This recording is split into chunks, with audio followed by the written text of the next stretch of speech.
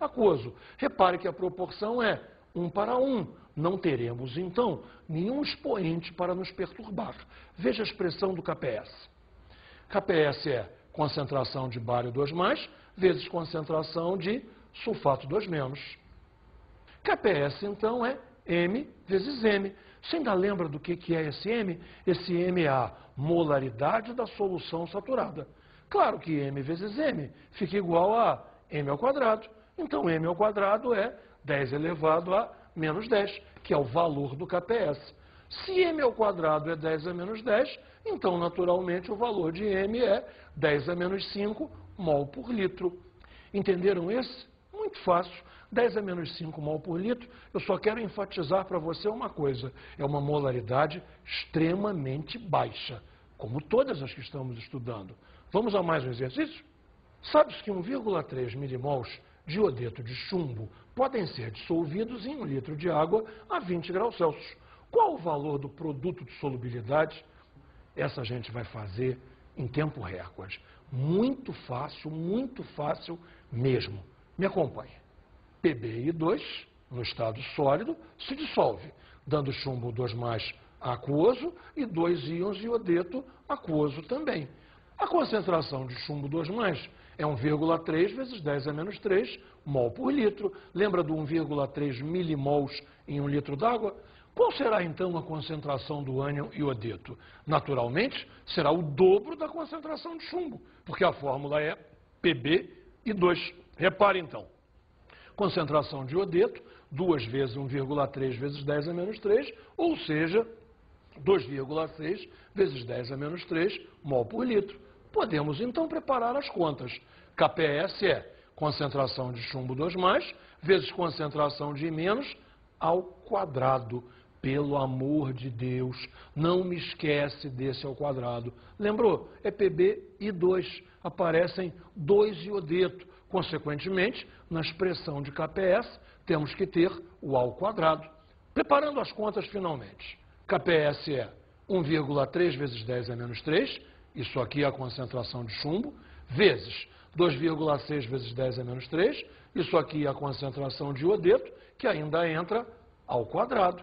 Finalmente, fazendo as contas, KPS é 8,8 vezes 10 a menos 9. Veja, não tivemos a menor dificuldade para trabalhar esse exercício. Que faremos, então? Mais um, claro. Esse exercício eu preparei do ITA para você. Repare lá.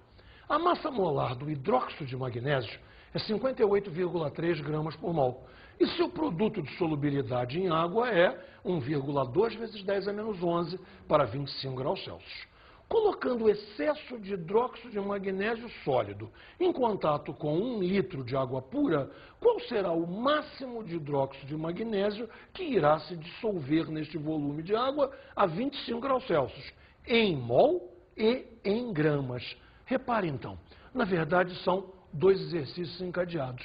Ele quer saber quantos mols de hidróxido de magnésio se dissolvem num litro d'água. E depois ele quer saber a massa em gramas. Agora, nós não vamos fazer conta nenhuma, porque nesse exercício as contas são perversas. Fazer esses cálculos sem uma máquina de calcular, caramba, é ruim. Mas o ITA faz exatamente isso. Ele coloca a resposta deixando os cálculos indicados. Olha, para quem não sabe, dá na mesma. E para quem sabe, leva a vantagem de não precisar fazer as contas. Vamos resolver, então, o exercício?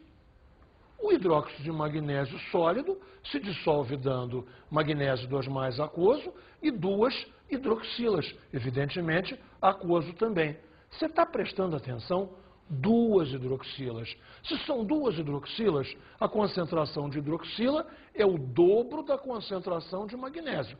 Claro, e além do mais, esta concentração vai ter que entrar elevada ao quadrado. Então, repare que o 2 tem 2 efeitos. Um, dobrar a concentração.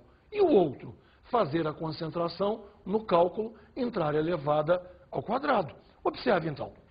KPS é a concentração de magnésio 2+, vezes concentração de hidroxila ao quadrado. Ao quadrado, veja bem. Vamos em frente. Concentração de magnésio 2+, tem valor M. que é o M? Última vez que eu vou te chamar a atenção para isso. Não falo mais. M é a molaridade da solução saturada. E quanto será a concentração de hidroxila, então? Claro, a concentração de hidroxila é 2M. Então, vamos fazer as contas? KPS vai ser M, que é a concentração do magnésio, vezes 2M, que é a concentração da hidroxila, que além do mais é elevada ao quadrado. Vem comigo. 2 ao quadrado, 4. M ao quadrado vezes aquele M de lá, 4 vezes M ao cubo. Então, 4 vezes M ao cubo é o valor do KPS, onde M, molaridade da solução saturada. Mas eu sei o valor do KPS. O valor do KPS foi dado no exercício. Ficamos assim, então. É raiz cúbica de KPS sobre 4. Veja. E agora, contas. M é raiz cúbica de 1,2 vezes 10 a menos 11, dividido por 4, mol por litro. É para fazer essas contas? Claro que não. Agora, se é mol por litro e eu tenho exatamente 1 litro d'água, esse número já é o número de mols. Em mol, raiz cúbica de 1,2 vezes 10 a menos 11 sobre 4 mol. E como é que eu passo isso aí para gramas? Ah, eu sei o valor do mol. Foi dado também nesse exercício. Em gramas, raiz cúbica de 1,2 vezes 10 a menos 11 sobre 4 vezes 58,3. Eu quero te chamar a atenção de um detalhe aqui. Isso aqui é a molaridade. Se é a molaridade, é mol por litro. Isso aqui é a massa molar. A massa molar é em gramas por mol. Como tudo é 1 litro, cortamos tudo e ficamos com uma resposta em gramas. Chegamos ao final. Não foi difícil. Repare, se você está tendo um bom conceito qualitativo, fazer as contas é o de menos. Efeito do íon comum. Bem, afinal de contas, o que é efeito do íon comum? Veja, eu já tenho uma substância que se dissolve mal. E vamos agregar a ela uma substância que se dissolve bem e que apresenta um íon comum com ela. A solubilidade vai piorar. Aliás, como em tantas outras vezes, a presença de um íon comum atrapalha as coisas. Como assim atrapalha? Não estou entendendo. Ah, Gotinha, você vai ver, é muito fácil. O atrapalha é que você tendo uma coisa que se dissolve bem, quando você agrega a ela uma coisa que se dissolve mal, essa coisa que se dissolve mal vai se dissolver ainda pior. Num exercício nós vamos entender isso direitinho. A constante de solubilidade do cloreto de prata é 1,8 vezes 10 a menos 10.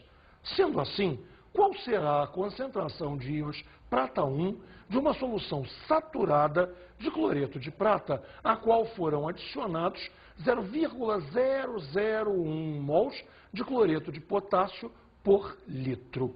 Bem, esse aqui você tem que entender o que está acontecendo. Se eu tivesse apenas cloreto de prata, eu teria uma solubilidade da ordem de grandeza de 10 a menos 5. Por que eu estou dizendo isso? Seria a raiz quadrada de 1,8 vezes 10 a menos 10. Alguma coisa da ordem de grandeza de 10 a menos 5. E vai piorar muito. Vai ficar uma solubilidade muito inferior a essa. Vamos ver por quê? Em verdade, você tem duas substâncias se dissolvendo. Na primeira, o AgCl sólido se dissolve dando Ag mais aquoso e Cl menos aquoso. Ok? A concentração de Ag mais é M, a concentração de Cl menos é M também. Tudo certo, tudo normal. Mas agora observe, além do AgCl, que mais temos dissolvido? Nós temos dissolvido o KCl, que se dissolve em K mais e Cl menos. E quanto valem as concentrações?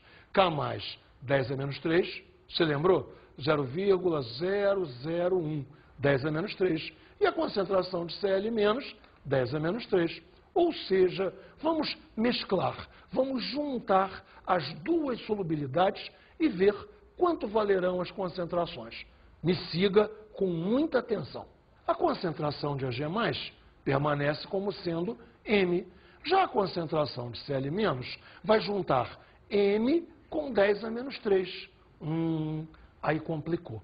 Porque no instante em que eu juntar m com 10 a menos 3, eu estou juntando um número muito pequeno, que é o m, com um número comparativamente muito maior, que é o 10 a menos 3. Então, a soma de m com 10 a menos 3 fica valendo aproximadamente 10 a menos 3, o que facilitará extremamente os nossos cálculos. KPS, então, vale concentração de Ag+, vezes concentração de Cl-, que é igual a m, a concentração da prata, vezes 10 a menos 3, a concentração do cloreto. E tudo isso vale 1,8 vezes 10 a menos 10, que é o valor do KPS. Passando esse 10 a menos 3 para cá, m fica 1,8 vezes 10 a menos 7. Veja só o que aconteceu. Lembra, qual era a nossa expectativa se fosse apenas a GCl? Um valor de solubilidade em torno de 10 a menos 5.